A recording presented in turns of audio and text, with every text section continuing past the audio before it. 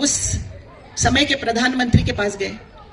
उन्होंने कहा कि हमने महाराष्ट्र में ये महिला पॉलिसी महिलाओं को कानूनी अधिकार देने के लिए, चाहे वो शिक्षण में हो, शिक्षा में हो, चाहे सामाजिक हो, चाहे आर्थिक हो, हर स्तर पर महिलाओं को अधिकार देने की पॉलिसी हमने महाराष्ट्र में लाई है और ये पॉलिसी देश के स्तर पर आने की जरूरत है। और पवार साहब की ही भूमिका इसमें रही है कि राष्ट्रीय महिला पॉलिसी इस देश में आई। जब वो मुख्यमंत्री थे महाराष्ट्र के, तो सबसे पहली महिला पॉलिसी इस देश में पवार साहब ने लाई थी। बहुत विरोध के बावजूद, उस समय इतना विरोध हुआ, इतना संघर्ष करना पड़ा। जैसे डॉक्टर बाबा साहब अंबेडकर जब हिंदू कोड बिल पेश कर रहे थे, और हिंदू कोड बिल महिलाओं के लिए ही जो पॉलिसी है, इसी तरह हिंदू कोड बिल पे ही पवार साहब की पॉलिसी उसका मिरर करती है। लेकिन समाज का विरोध महिलाओं को स्थान देने में बहुत बड़ा विरोध रहा है, हजारों वर्षों से रहा है। और उस समय इतना विरोध हुआ कि पवार साहब को बार बार कैबिनेट में प्रस्ताव आने के बावजूद उसको वापस भेजना पड़ा। कई बार प्रस्ताव आया, खामोशी से प्रस्ताव वापस किया गया कि इसको कुछ दुरुस्त करके फिर लाया जाए। और अंत में ये पॉलिसी मान्य हो गई, पास हो गई, और एक ऐतिहासिक फैसला इस देश में पहली बार महाराष्ट्र में हुआ। एक बहुत ही पावन दिन के अवसर पर हम लोग यहाँ पर मिल रहे हैं आज। हमारे नेता शरद चंद्र जी पवार साहब का जन्म दिवस मनाने के लिए।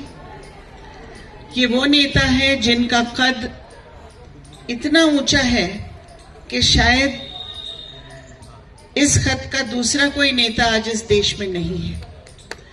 हमारा सौभाग्य है कि ये हमारे नेता है।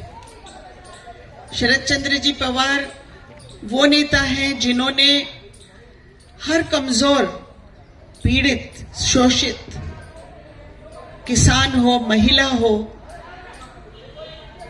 मजदूर हो, ट्राइबल कम्युनिटी के लोग हो, एससी, एसटी, ओबीसी, जो भी लोग हो, जो इस समाज में जिनको अधिकार दिलाने की जरूरत है, उस अधिकार के लिए हमेशा संघर्ष किया है, हमेशा फैसले लिए हैं।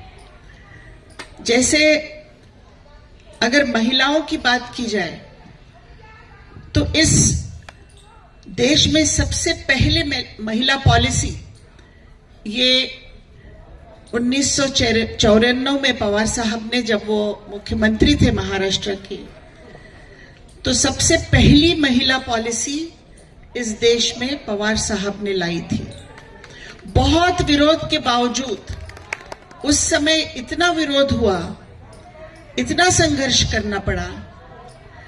जैसे डॉक्टर बाबा साहब अंबेडकर जब हिंदू कोड बिल पेश कर रहे थे, और हिंदू कोड बिल महिलाओं के लिए ही जो पॉलिसी है, इसी तरह हिंदू कोड बिल पे ही पवार साहब की पॉलिसी उसका मिरर करती है।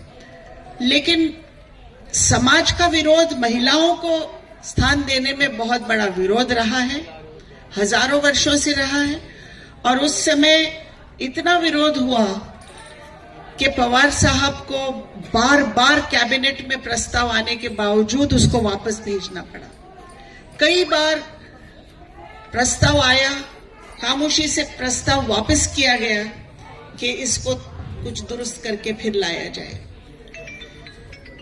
और अंत में ये पॉलिसी मान्य हो गई, पास हो गई, और एक ऐतिहासिक फैसला इस देश में पहली बार महाराष्ट्र में हुआ। उसके बाद पवार साहब उस समय के प्रधानमंत्री के पास गए। उन्होंने कहा कि हमने महाराष्ट्र में ये महिला पॉलिसी महिलाओं को कानूनी अधिकार देने के लिए, चाहे वो शिक्षण में हो, शिक्षा में हो, चाहे सामाजिक हो, चाहे आर्थिक हो, हर स्तर पर महिलाओं को अधिकार देने की पॉलिसी हमने महाराष्ट्र में लाई है। और ये पॉलिसी देश के स्तर पर आने की जरूरत है। और पवार साहब की ही भूमिका इसमें रही है कि राष्ट्रीय महिला पॉलिसी इस देश में आई। आज महिला मैं डॉक्टर बाबा साहब अंबेडकर के हिंदू कोड बिल की बात कर रही थी। डॉक्टर बाबा साहब अंबेडकर को भी उस समय बहुत विरोध हुआ था, लेकिन अंत में as law and judiciary minister Baba Saheb ने इस्तीफा दे दिया था, अपना पद छोड़ दिया था कि क्यों ये हिंदू कोड बिल नहीं लाने दिया जा रहा है।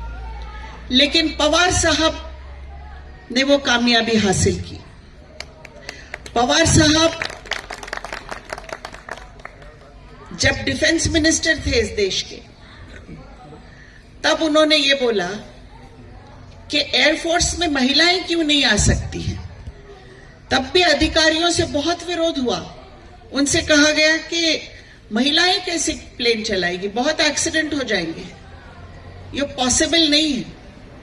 लेकिन पवार साहब ने कहा नहीं, हमको महिलाओं को एक परसेंटेज में रिजर्वेशन देना है, और उन्होंने अपना फैसला, अपना वीटो इस्तेमाल करके महिलाओं को डिफेंस फोर्सेस में रिजर्वेशन दिया।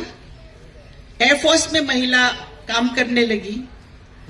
और पवार साहब हमेशा अपने भाषण में बताते हैं कि जब ये फैसला हुआ और महिलाएं आने लगी, तो ये देखा गया कि एक्सीडेंट का रेशियो कम हुआ, बढ़ा नहीं। इसी तरह से जब वो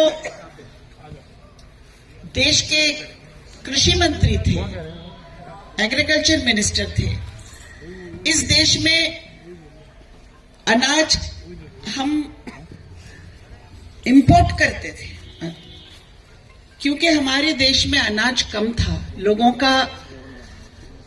की जरूरतों को पूरा करने के लिए हमारा पास अनाज काफी नहीं था।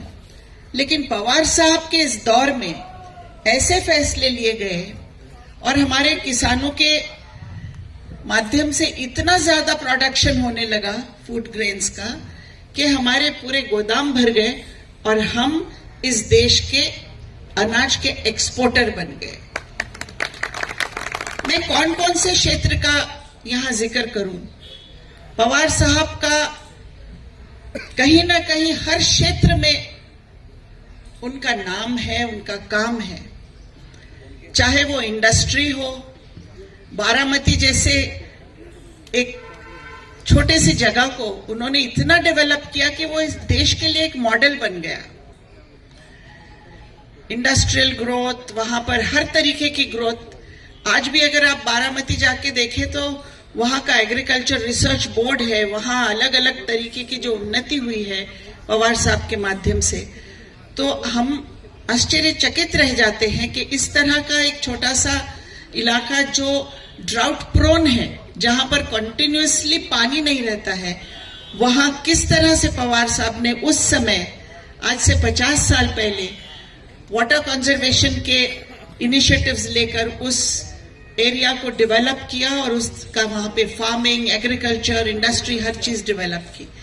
डॉक्टर मनमोहन सिंह जब प्राइम मिनिस्टर थे तो उन्होंने अपनी किताब में ये लिखा था कि अगर मॉडल देखना है डेवलपमेंट का तो हिंदुस्तान में बारामती मॉडल है, और वो डेवलपमेंट के मॉडल को हमने अपनाना चाहिए देश के स्तर पर।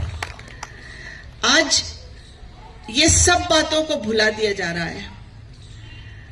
आज बहुत अलग तरीके की राजनीति चल रही है। आज जिनका काम है उसको आज पूछा जाता है कि आपने क्या किया है,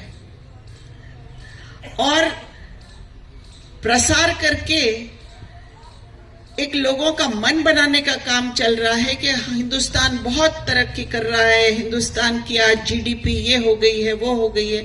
अभी कल ही मैंने राज्यसभा में 2-3 दिन पहले एक प्रश्न पूछा और उसमें मैंने एनएचएफएस के आंकड़े दिए कि 200 मिलियन बच्चे आज यहां पर कुपोषित है, मालनरिश्ड है।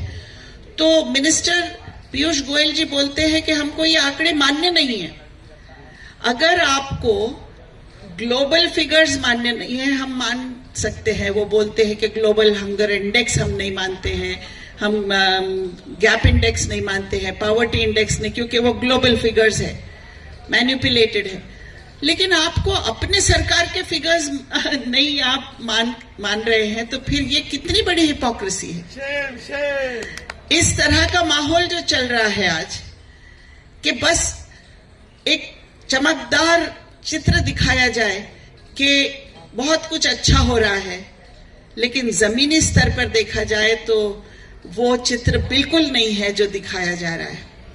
क्योंकि आज भी हमारे गरीब को पेट भर खाने के लिए आज संघर्ष करना पड़ रहा है, और जिंदगी की हर जरूरत के लिए लोग परेशान है, क्योंकि महंगाई बढ़ गई है। आज बेरोजगारी है, इतनी बेरोजगारी है कि हर घर में कोई ना कोई बेरोजगार मौजूद है। लेकिन सरकार बोलती है कि अनएम्प्लॉयमेंट बहुत कम हो गया है। तो ये कहनी और कथनी और करनी में जो फर्क है, तो वो हमको समझना होगा। और सच्चा काम जहां हुआ है, फंडामेंटल काम जहां हुआ है, उसको पहचानना होगा। और आज के मौके पर आपने संविधान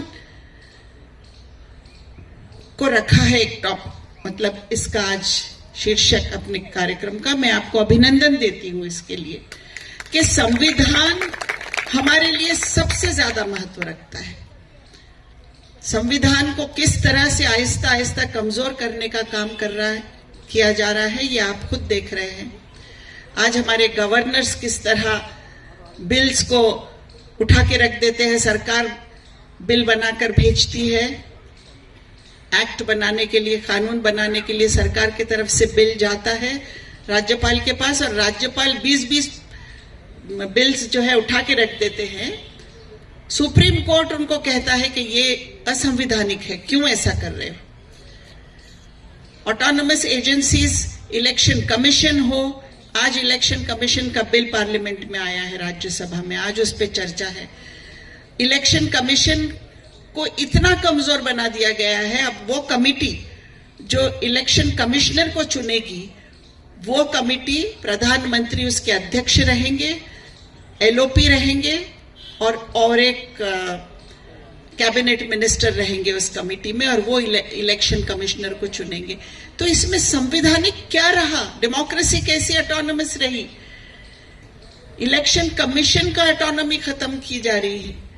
ऑटोनोमस एजेंसीज को लेकर ऑपोजिशन पर हल्ले किए जा रहे हैं। अगर आप ऑपोजिशन में हैं, आपका मुंह खोलते हैं तो आप जेल में चले जाते हो। अगर आप हम उनके साथ आ जाते हो तो आप साफ सुथरे वॉशिंग मशीन में धुल जाते हो। मोदी जी ने कहा अजीत पवार के बारे में कि अजीत पवार जो है बहुत करप्ट पर्सन है, और Rashtrawadi Congress party naturally corrupt party है, और हम अजीत पवार पे एक्शन लेंगे। कुछ दिन बाद अजीत पवार उनके सरकार में शामिल हो जाते हैं और हर इल्जाम से बरी हो जाते हैं। तो सवाल ये पैदा होता है कि क्या अजीत पवार पे जो इल्जाम लगाए गए थे वो सच है? कोई छोटे मोटे इंसान के जरिए नहीं, हमारे देश के प्रधानमंत्री के जरिए, क्या वो सच है? या ये सच है कि आज अजीत पवार आपके बाजू बैठे हैं और आपके साथ सरकार में शामिल है? कौन सी बात सच है, ये किसी ने हमारे सामने कहने की आवश्यकता है। ये बहुत भयानक हकीकत है ये देश में आज, जिसका सामना हम कर रहे हैं। लेकिन पवार साहब की लीडरशिप में अगर हम चलते हैं, क्योंकि पवार साहब वो नेता हैं जो हारने वालों में से नहीं, भले ही उनको सारे लोग छोड़ के चले जाएं, लेकिन पवार साहब अपने प्रिंसिपल्स को छोड़ के कभी नहीं हटने वाले, मजबूत खड़े हैं सेक्युलरिज्म के लिए, संविधान के लिए। हुजूम के साथ गलत राह पर चलने से बेहतर है कि आप तन्हा राह हिदायत पर चल पड़े। ये पवार साहब का उसूल है कि हुजूम कहीं भी चले जाए, अगर वो गलत रास्ते पे हो तो तन्हा रहना पसंद करूंगा, लेकिन उस गलत रास्ते पर मैं नहीं जाऊंगा। और इसीलिए अगर हम सब की ताकत पवार साहब के साथ रहे तो वो दिन दूर नहीं है जब इस देश में जो झूठ है उसको हटाकर इस देश में फिर से सत्य स्थापित हो जाएगा और वो काम हमको करना है।